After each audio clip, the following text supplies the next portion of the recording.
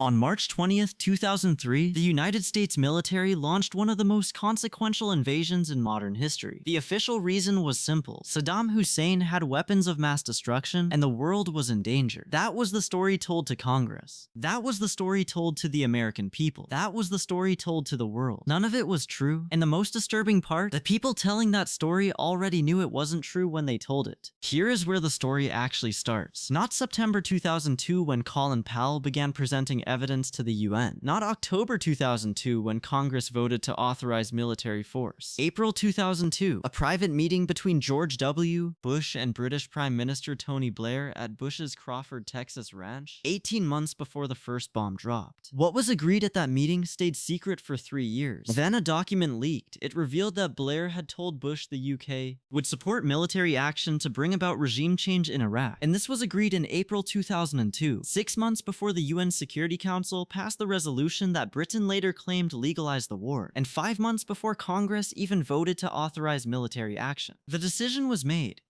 in private, in Texas, in April 2002. Everything that came after, the UN presentations, the congressional debates, the weapons inspector reports, was constructed around a decision that was finalized. 3 months after Crawford, on July 23, 2002, Tony Blair gathered his most senior cabinet members, intelligence chiefs, and military advisors for a secret meeting at 10 Downing Street. The minutes of that meeting were classified. They stayed classified for almost 3 years. When they finally leaked, they became known as the Downing Street Memo, what journalist Michael Smith called the equivalent of the Pentagon Papers. The head of MI6, Richard Dearlove, had just returned from Washington, where he met with CIA Director George Tenet. His assessment to Blair's war cabinet was blunt and damning. Bush wanted to remove Saddam through military action, justified by the conjunction of terrorism and WMD. But the intelligence and facts were being fixed with the policy. Read that again. The intelligence was being fixed with the policy, not the other way around. They didn't find evidence and decide to act. They decided to act, and then went looking for evidence. Foreign Secretary Jack Straw said it plainly at that same meeting. It was clear Bush had made up his mind to take military action, but the case was thin. Saddam was not threatening his neighbors, and his WMD capability was less than Libya, North Korea, or Iran. The Foreign Secretary of Britain, America's closest ally, sitting in a secret meeting saying the case for war was thin, 7 months before the invasion began. On February 5, 2003, Secretary of State Colin Powell sat before the United Nations Security Council and delivered what the White House called the definitive case for war. Satellite images, intercepted communications, detailed diagrams of mobile weapons laboratories. It was presented as ironclad intelligence. Paul himself later called it the biggest mistake of his career. Here is what the declassified documents show about what decision makers actually knew at the time. British Foreign Office lawyers had warned that the legal case for invasion was controversial, and reliance on existing UN resolutions to justify the war would be unlikely to receive any support from other nations. Blair's own foreign policy advisor, David Manning, had flown to Washington and sent Blair a private memo warning that the US seemed to have no idea what would happen after the war, writing that there was a real risk the administration underestimated the difficulties ahead. They knew the legal case was shaky. They knew the post-war plan didn't exist. They knew the intelligence was being shaped to fit the conclusion. They invaded anyway. So if not WMDs, then what? The declassified record points to several converging motivations that the public was never told about. First, regime change had been the goal since long before 9/11. The National Security Archive documents show that the US had provided extensive financial, intelligence, and indirect military support to Saddam Hussein throughout the 1980s, with full knowledge of Iraq's illegal use of chemical weapons, before later targeting him for removal. The relationship with Saddam was always transactional, not moral. Second, the defense secretary confirmed at the July 2002 meeting that the US had already begun what he called spikes of activity to put pressure on the regime, meaning military operations against Iraq had already started months before Congress voted, months before the UN presentation, and months before the public was told a decision had even been made. Third, the post-9/11 political environment created an opening that had been waiting for years. The emotional climate made it possible to sell a war that the documents show had been planned well before the towers fell. The WMDs were never the reason. They were the packaging. The Downing Street Memo was never seriously investigated by the US government. A group of 131 members of Congress repeatedly requested a formal inquiry into whether the administration had deliberately fixed intelligence to justify the war. Those requests were ignored. Years later, WikiLeaks released nearly 400,000 classified military documents from the Iraq War, revealing over 15,000 previously unreported civilian deaths and widespread human rights abuses. The full picture of what the war actually produced on the ground versus what the public was promised is still being uncovered. The memos exist, the minutes exist, the declassified documents exist. The question was never whether the evidence was there. The question was always whether anyone in power was willing to look at it. And that question has never been answered. If you made it this far, you already know history isn't what they taught you in school. Subscribe to Buried History because the most important stories are always the ones they tried hardest to bury.